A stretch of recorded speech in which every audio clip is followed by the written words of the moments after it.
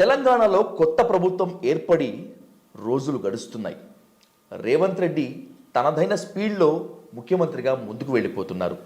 Deputy CM బట్టి విక్రమార్క కూడా తనదైన ముద్ర ఎక్కడా చెరిగిపోకుండా ఉండేందుకు కాపాడుకుంటున్నారు. అయితే ప్రధాన ప్రతిపక్షంపై అధికార పక్షం చేస్తున్నటువంటి విమర్శలను కనుక చూస్తే ప్రతిపక్షం ఏమైనా సైలెంట్గా ఉంటుందా అంటే బీఆర్ఎస్ కూడా తన వ్యూహాలకు పదును పెడుతోంది. అసెంబ్లీ సాక్షిగా తన వాణిని వినిపించింది. రాబోయేటువంటి రోజుల్లో ప్రజాక్షేత్రంలోకి వెళ్ళి కూడా తామేంటో తేల్చుకుంటామని అంటోంది. ఈ నేపథ్యంలో అసలు తెలంగాణలో ఏర్పడినటువంటి కొత్త ప్రభుత్వం పాలన ఎలా ఉంది, ప్రతిపక్షం మునుముందు తన వ్యూహానికి ఏ విధంగా పదును పెడుతుంది, ఈ రెండు వాదనలు రాబోయేటువంటి లోక్సభ ఎలక్షన్స్ పైన ఏ విధంగా ఉంటాయనేటువంటి దానిపై డీటెయిల్గా చర్చిద్దాం. ప్రముఖ రాజకీయ, సామాజిక, ఆర్థిక విశ్లేషకులు సిఏ నాగార్జున రెడ్డి గారితో ఇప్పుడు క్రాస్ ఫైర్ విత్ విజయ్ సాధు. సార్ నమస్తే. సార్ నమస్తే. నమస్తే సార్. సార్ ఇప్పుడు తెలంగాణ గురించి మీ కామెంట్, మీ విశ్లేషణ కావాలి. ఎందుకంటే కొత్త ప్రభుత్వం ఏర్పడి రోజులు గడుస్తున్నాయి సార్. ఇందాక చెప్పుకున్నట్లుగానే ఇప్పుడు పాలన ఎలా ఉంది అని అడగటం అనేటువంటిది కాస్త ఎర్లీ బర్డ్ సింగ్స్ అన్నట్లుగానే ఉంటుంది. కానీ ప్రజలు మొత్తం అంతా కూడా ఎదురు చూస్తున్నారు. అసలు ప్రభుత్వం ఎలా ఉంది, పాలన ఎలా ఉంది, రాజకీయ విశ్లేషకుల అంచనాలను అందుకుంటుందా, అప్ టు ద మార్క్ వెళ్తుందా అనేటువంటి దానిపై మీ కామెంట్ ఏంటి సార్? ఏదో సమాజం చెప్తారు సార్, తెలుగులో ఆలు లేదు చెల్లు లేదు కొడుకు పేరు సోమలింగడు అన్నట్టుగా కనీసం 4-5 నెలలు కూడా టైం ఇవ్వకుండా వారం రోజుల్లోనే అయిపోవాలి, నెల రోజుల్లోనే అయిపోవాలి అంటే ఏమైపోతుంది? అంతకుముందు గవర్నమెంట్ ఏం చేసిపోయింది, ఫైల్స్ ఏవి పెండింగ్లో ఉన్నాయి, ఎక్కడ పెండింగ్లో ఉన్నాయి, బడ్జెట్స్ ఏంటి, మళ్ళీ మన సెప్టెంబర్లోనూ అక్టోబర్లోనూ రివైజ్డ్ బడ్జెటెడ్ ఫిగర్స్ ఏంటి, ఆదాయం ఏంటి, సంవత్సరం ఇవన్నీ చూసుకోవాలి కదా. చూసుకోవడానికి టైం పడుతుంది. అయినప్పటికీ సాధు నువ్వు అడుగుతున్నావు కాబట్టి నిష్పక్షపాతంగా కనుక చెప్పాలి అంటే బాగుందనే చెప్పాలి. బాగుందనే చెప్పాలి. దానికి ప్రధానంగా రెండు కారణాలు. ఒక కారణం ఏంటంటే చెప్పినటువంటి ప్రామిసుల్లో ఆర్టీసీ బస్సుల్లో మహిళలకి ఉచిత ప్రయాణం ఇంప్లిమెంట్ చేశారు. అంతకుముందు కేసీఆర్ గారు ఉన్నటువంటి దాన్ని పబ్లిక్కి ఓపెన్ చేశారు. ఆయన ఉన్నప్పుడు అసలు మినిస్టర్లకి, ఎమ్మెల్యేలకి ఎంట్రీ లేదు. ఇప్పుడు నాలాంటి వాడు, నీలాంటి వాడు కూడా పోవచ్చుగా, కనీసం చూడడానికైనా వెళ్ళొచ్చు. మరి ఇన్ఫర్మేషన్ నేను కూడా ఇంతవరకు చూడడానికి వెళ్ళలేదు. ఒక రోజు వెళ్తాను నేను. ఓకే, ఢిల్లీ వెళ్ళడం అనేటువంటిది ప్రతి ముఖ్యమంత్రికి కూడాను రెగ్యులర్గా జరిగేటువంటి పనే. కనీసం 5-6 సార్లు వెళ్ళాల్సి వస్తుంది. ఫండ్స్ తెచ్చుకోవడానికి, గ్రాంట్స్ తెచ్చుకోవడానికి, ఇట్లాంటి పనుల కోసం అని చెప్పి ప్రత్యేకమైన పరిస్థితుల్లో తుఫాను లాంటివి వచ్చినప్పుడు సహాయం అందించడానికి పోతుంటారు.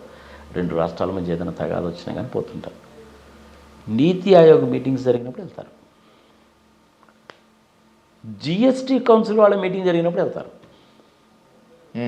అందుకని 5-6 సార్లు అనేటువంటి వాళ్ళు ప్రతి ముఖ్యమంత్రి కూడా వెళ్తారు. సరే, మన తెలుగు ముఖ్యమంత్రులకి ఏంటంటే హడావుడి ఎక్కువ. ముందుకు 10 కార్లు, వెనకొక 10 కార్లు. ఆ ముఖ్యమంత్రి గారు వచ్చినప్పుడు గెస్ట్ హౌస్లో దాంట్లో ఉన్నప్పుడు ఆయన వచ్చారు కదా అని రెడ్ కార్పెట్ వేసి బ్యాండ్ మేళం వాయించడం, ఇవన్నీ నేను చూశాను. కానీ ఉత్తరప్రదేశ్ కానీ, తమిళనాడు కానీ, వెస్ట్ బెంగాల్ కానీ, హిమాచల్ ప్రదేశ్ కానీ ముఖ్యమంత్రులు కానీ, బీహార్ నుంచి నితీష్ కుమార్, లాలూ ప్రసాద్ యాదవ్ వచ్చినప్పుడు చూశాను నేను. అందరికీ గెస్ట్ హౌస్లు ఉన్నాయి కదా. ఈ రకమైన హడావుడి అయితే నేను ఎప్పుడు చూడలే. Okay sir.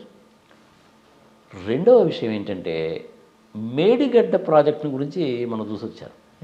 It is a flop project అని చెప్పి అల్టిమేట్గా వాళ్ళు డిజైన్ చేశారు. ఇలా రాజశేఖర రెడ్డి గారు ఉన్నప్పుడు ఆ ప్రాజెక్ట్ అనేటువంటిది చేవళ్ళకి సంబంధించినటువంటి ప్రాజెక్ట్. అది 32,000 కోట్లతో ఎస్టిమేట్ చేస్తే ఆ రోజుల్లోనే, నేను కూడా ఉన్నాను అన్నమాట అప్పుడు వర్క్ చేసినప్పుడు.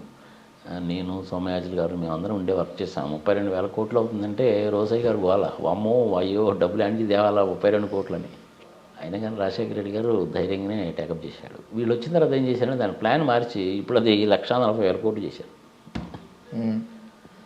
అందులో మేడిగడ్డలో ఏం జరిగిందో మనం చూసాం. జనరల్గా పెద్ద పెద్ద డ్యామ్స్లు కట్టేటప్పుడు ఏంటంటే అన్ని రకాలైనటువంటి జాగ్రత్తలు తీసుకొని చేస్తారు. మరి వీళ్ళు ఎట్లా చేశారో ఏమో కానీ అది అల్టిమేట్గా కుంగిపోయింది. వాళ్ళు సెంట్రల్ గవర్నమెంట్ వాళ్ళు ఎవరైతే వచ్చారో కమిటీ వాళ్ళు వచ్చి ఈ ప్రాజెక్ట్ అంతా కూడా ఫ్లాప్ ప్రాజెక్ట్, ఇది మొత్తం మళ్ళీ మీరు రీబిల్డ్ చేయాల్సిందే అన్నారు. సరే, వాళ్ళు ఎలక్షన్స్ అప్పుడు చెప్పారు కాబట్టి మొన్న వెళ్ళి చూసి వచ్చారు వాళ్ళు. బాగానే ఉంది కదా, అది ఇమీడియట్గానే చేశారు కదా. ఎలినేషన్ వాళ్ళు ఐ థింక్ బట్టి విక్రమార్క గారు అయితే నాకైతే కనపడలేదు, కానీ శ్రీధర్ బాబు కనపడ్డారు, నేను కోమటిరెడ్డి వెంకటరెడ్డి వాళ్ళు కనపడ్డారు నాకు. సార్ వెళ్ళి చూసి వచ్చారు. అది అల్టిమేట్గా సెంట్రల్ గవర్నమెంట్ వాడు చెప్పింది కరెక్టే. అది నేను టెక్నికల్ పర్సన్ కాకపోయినా కానీ వేరే ఇంజనీర్స్ని అడిగితే చెప్పిన మాట అనమాట అది వాళ్ళది. దట్ ఈస్ సెకండ్ థింగ్ చేశారు. మూడవది, రేపు దావోస్లో వరల్డ్ ఎకానమిక్ ఫోరం మీటింగ్ జరుగుతుంది సార్. ఆ మీటింగ్కి వెళ్తున్నాను నేను కూడా. ఓ. అంటే ఎంతో పాటు ఏంటంటే శ్రీధర్ బాబు ఐటీ మినిస్టర్, నేను ఆయన ఐటీ మినిస్టర్ అయితే బాగుంటుందని అనుకున్నాను, ఆయన ఐటీ మినిస్టర్ అయ్యాడు ఆయన. Oh great sir. So is a knowledgeable person. So ఆయన కూడా వెళ్తున్నాడు. ఇంకా ఇది ఒకళ్ళు ఇద్దరు ముగ్గురు నలుగురు ఐఏఎస్ ఆఫీసర్స్ వాళ్ళు వెళ్తారు. ఏదైనా స్టాల్స్ ఏమైనా పెడతారేమో మనకైతే తెలియదు, కానీ that is also a good thing. Delhi కూడా వెళ్ళొచ్చాడు. అటుపక్క బీజేపీ గవర్నమెంట్ ఉన్నాయి, ఇటుపక్క కాంగ్రెస్ గవర్నమెంట్ అయినా కానీ సిద్ధాంతపరంగా విభేదిస్తారేమో కానీ ఫండ్స్ తెచ్చుకోవడం, గ్రాంట్స్ తెచ్చుకోవడము, తర్వాత అది జిఎస్టీకి సంబంధించిన కాంపెన్సేషన్ ఫండ్ తీసుకోవడము, ఇట్లాంటి వాటిల్లో మటుకు వీళ్ళు చట్ట ప్రకారం అనేటువంటి దాన్ని పోతారు. రాజ్యాంగ ప్రకారం, చట్ట ప్రకారం వీళ్ళు అడగాల్సింది అడుగుతారు, వాళ్ళు ఇస్తారు. ఏదైనా ఒక 10 రూపాయలు ఎక్స్ట్రా ఇస్తే ఇస్తారు. సో అందుకని ఇప్పటివరకు యాజ్ ఆన్ టుడే వరకు కనుక చూస్తే సానుకూలంగానే ఉంది, చక్కగానే ఉంది, బాగానే ఉంది. ముందు ముందు ఏం జరుగుతుందన్న సంగతి చూడాలి. రేపు 10th క్లాస్ ఇంటర్మీడియట్ ఎగ్జామినేషన్లో మళ్ళీ పేపర్స్ లీక్ అయినాయని చెప్పి అప్పుడు గొడవ చేశారు కదా. అవును సార్. సో ఈసారి గట్టి చర్యలే తీసుకుంటారు. ప్రతి దానికి కూడాను 2 సెట్లో 3 సెట్లో పేపర్లు తయారు చేస్తారు. దాన్ని బట్టి అనౌన్స్ చేయడానికి మంచి చర్యలే తీసుకుంటారు. అంతవరకు బాగానే ఉంటుంది. ఇక అగ్రికల్చర్కి సంబంధించి సార్, ఇండస్ట్రీస్కి సంబంధించి హైదరాబాద్లో ఇండస్ట్రీస్ గురించి పెద్ద వరి కావాల్సిన పని ఏం లేదు. బట్ వరంగల్, హనుమకొండ, నిజామాబాద్, మహబూబ్నగర్ ఇట్లాంటి ప్లేసెస్లో వ్యవసాయం మీద ఆధారపడిన పరిశ్రమలు తీసుకొచ్చుకోవడానికి కానీ, టెక్స్టైల్ ఇండస్ట్రీస్ తెచ్చుకోవడానికి కానీ ఇట్లాంటి వాటికి ఉపయోగపడతాయి. పసుపు బోర్డు తీసుకొస్తానని చెప్పి ఆయన చెప్పాడు.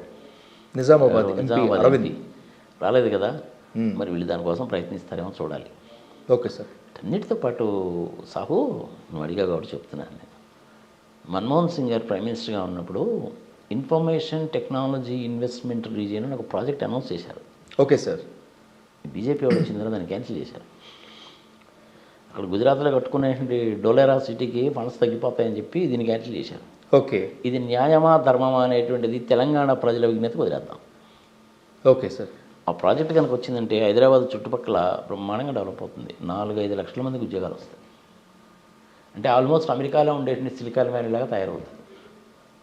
ఇక్కడ వాళ్ళకి పెద్దగా ప్రాముఖ్యత అంటే ఏమి లేదు కాబట్టి, అయినప్పటికీ మొన్న 8 సీట్లు వచ్చాయిగా, అందుకని వాళ్ళు క్యాన్సిల్ చేశారు. రేవంత్ రెడ్డి గారు దీని గురించి గట్టిగా పట్టుకోవాలి. అవసరమైతే మోడీ గారి ఇంటి ముందు నిరాహార దీక్ష చేసైనా సరే కాక ఆ ప్రాజెక్ట్ తీసుకురావాలి. ఒకసారి ఇచ్చిన ప్రాజెక్ట్ని క్యాన్సిల్ చేయడం అంటే దానికి ఏదో ఒక రీజన్ రికార్డ్ చేసి ఉండాలి. మరి రీజన్స్ ఏం రికార్డ్ చేశారని అసలు నాకు తెలియలేదు. నేను ట్రై చేశాను కానీ నాకు దొరకలేదు ఇన్ఫర్మేషన్. రేవంత్ రెడ్డి గారు, శ్రీధర్ రెడ్డి గారు గట్టిగా పట్టుకుంటే ఇది వస్తుంది. ఇక మిగిలినటువంటి సాఫ్ట్వేర్ ఇండస్ట్రీస్ ఇవి సంగతి సమాచారం అనేది గ్లోబల్ సిటీ గారు జరిగిపోతుంటారు. అదేమి పెద్ద ఇష్యూ ఏం కాదు సార్.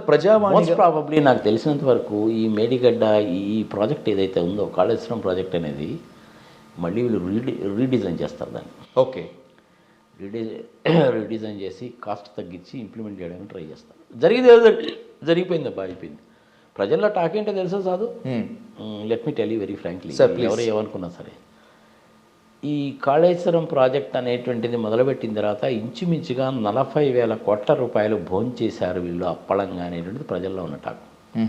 కేసీఆర్ గారు ఓడిపోవడానికి అది ఒక ప్రధాన కారణం కాళేశ్వరం. వీటన్నిటికంటే ప్రధానమైన కారణం ఏంటి అనేసి అంటే అహంకారము. నేను నేను నేను నేను అనే అహంకారం ప్రధానమైనటువంటి కారణం. సంక్షేమ పథకాలు అవి బాగానే ఉన్నాయి, దాన్ని మనం ఏం కాదన్నానికి వీల్లేదు. అహంకారము, కాళేశ్వరము ఈ రెండే దెబ్బతీసినాయి అంతే. రేవంత్ రెడ్డి మంచి రైట్ టైంలో వచ్చాడు. Okay sir. ఇప్పుడు ప్రజావాణిగా మారిన ప్రజా దర్బార్, నిన్న మొన్న జరిగిన ప్రజాపాలన, ముఖ్యమంత్రిగా హంగు ఆర్భాటాలు లేకుండా, క్యాన్వాయ్ లేకుండా వెళ్ళిపోవటం, ఇవంతా రేవంత్ రెడ్డి గారికి ప్లస్ అవుతాయా? డెఫినెట్లీ ప్లస్ అవుతాయి. ఆయన కానీ ముఖ్యమంత్రి హోదాలో ఉండే మనిషి ఓడిపోయినప్పుడు ఏం చేయాలి? నేను ఫారిన్ కంట్రీస్లో కూడా చాలామంది చూశాను.